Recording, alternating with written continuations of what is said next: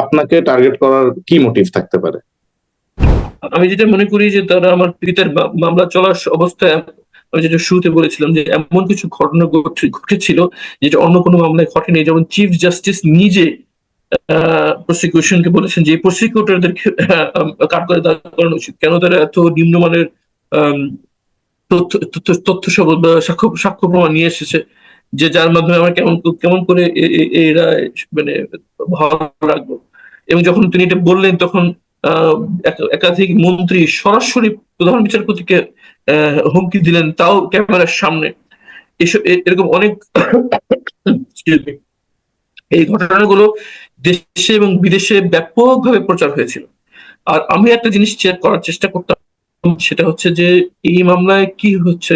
এবং এই শুধু এই মামলায় যতগুলো মামলার হয়েছিল সেই মামলার সার নির্যাস আমি নিয়মিত আমার ফেসবুক পোস্ট, ব্লগ এবং টুইটারে দেওয়ার চেষ্টা করতাম। কারণ বাংলাদেশের মেইন স্ট্রিম মিডিয়াতে, নিউজ পেপার, টেলিভিশনে সত্য কথা বলার সুযোগ ছিল না। শুধুমাত্র সরকারের যে ভাষ্য সেটাই শুধু প্রচার হতো।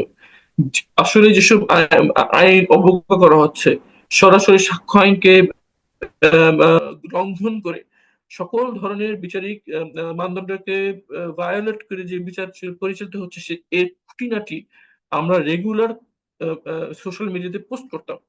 এবং এগুলো বিশেষ করে বাংলাদেশের যে কূটনীতিক মহল এবং আন্তর্জাতিক যারা বিশ্বে যেখানেই ওয়ার ক্রাইম ট্রায়াল বা ইন্টারন্যাশনাল ক্রাইমস ট্রাইব্যুনাল হয়েছে, সেটা আন্তর্জাতিকভাবে এটা অ্যাটেনশন এর ভেতরে থাকে। বিশেষ করে যারা দাতা গোষ্ঠী, যাদের কাছ থেকে অর্থ নিয়ে বাংলাদেশ চলে, তাদের অন্যতম একটা আকর্ষণ এখানে থাকে যে আমরা এই দেশের গভর্নমেন্টকে ফান্ড করছি, তারা কিভাবে পরিচালনা করছে। এরকম একটা হাই প্রোফাইল কেস, এটা কি ইন্টারন্যাশনাল স্ট্যান্ডার্ড হচ্ছে কিনা, আসামি এবং তাদের সাক্ষীদেরকে সঠিকভাবে সাক্ষ্য প্রমাণ তারা দিতে পারছে কিনা, এটা তারা জানতে আগ্রহী ছিল। কিন্তু মেইন স্ট্রিম মিডিয়াতে, টেলিভিশন এবং নিউজ পেপারে সেটা ছিল না। তখন তারা আমাদের সাথে যোগাযোগ করতো। আমরা যে মামলায় নিয়োজিত আইনজীবী ছিলাম। আর যেহেতু আমি ইংলিশ মিডিয়ামে পড়াশোনা করেছি, ইংল্যান্ডের থেকে করেছি, তাদের যাদের প্রশ্ন সেটা আমি উত্তর দিতে পারতাম, এবং তারা আরো বেশি জানতে চাত। তারা প্রায় আমাকে তাদের কাছে ডেকে নিয়ে এই বিষয়ে প্রশ্ন করতো। এই আমার আসা যাওয়াটাও তাদের একটা অন্যতম কারণ ছিল, যে জন্য আমাকে মনে হয় তারা আচ্ছা। টার্গেট করেছে।